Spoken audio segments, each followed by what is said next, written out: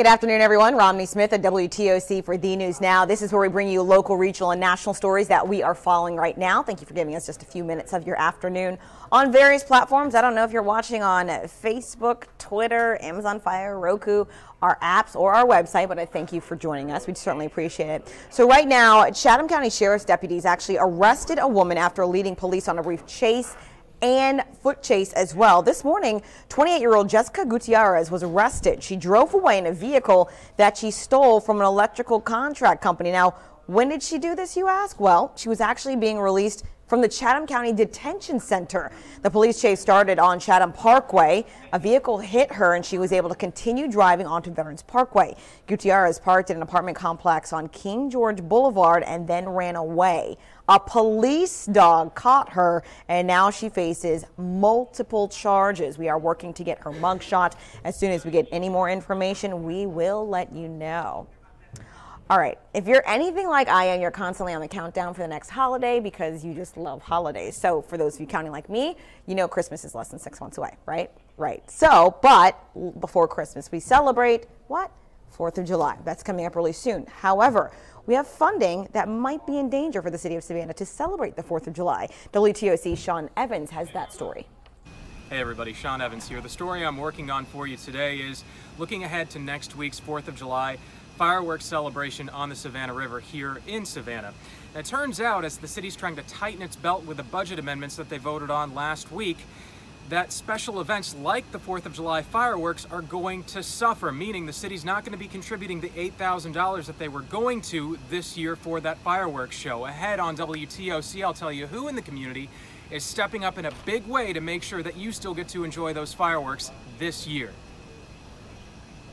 I'm concerned because I love the 4th of July because I like fireworks. Let me know what you think. I've got a lot of you on Facebook right now, like Shakia Thomas, Brenda Anderson, Rory Gay, Jenny Jones, Diane Washington. Tell me what you think about that story. I think it's interesting.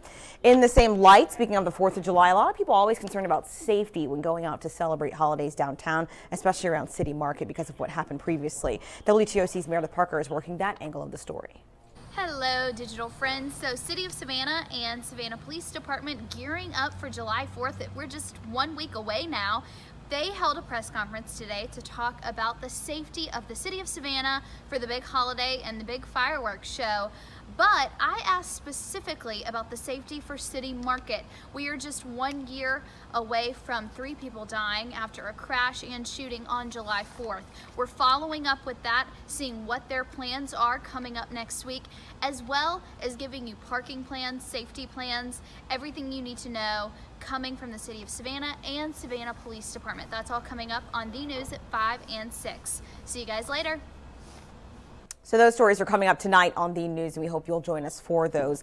Today is a big day in South Carolina. It is the runoff election day right now. Polls are still open till 7 o'clock.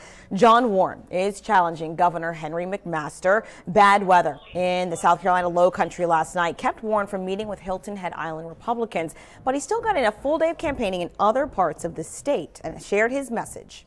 We're going to Columbia to tackle the corruption, the incompetence, and the lack of accountability. Warren isn't worried about his opponent's endorsement. He says if President Trump were that big of an influence on the election, Governor McMaster would have won the primary outright and not have gone to a runoff.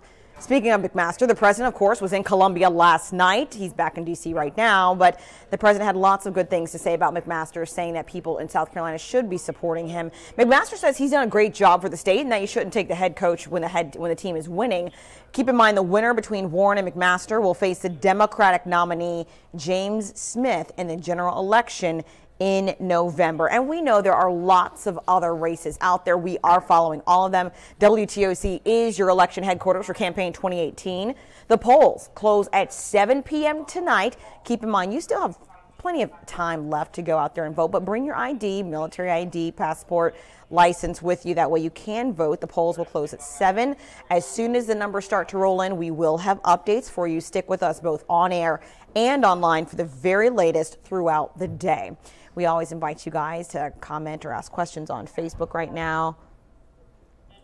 One person, Tracy Denome JD, says, I look forward to that each year. Don't care for going to Tybee. Didn't realize it was so costly. Hashtag fireworks. Fireworks cost thousands and thousands of dollars. So the fact that it's in jeopardy right now, very interesting to see if they're going to downsize it or potentially even cancel it. So that's a story you don't want to miss coming up tonight on V News with WTOC reporter Sean Evans.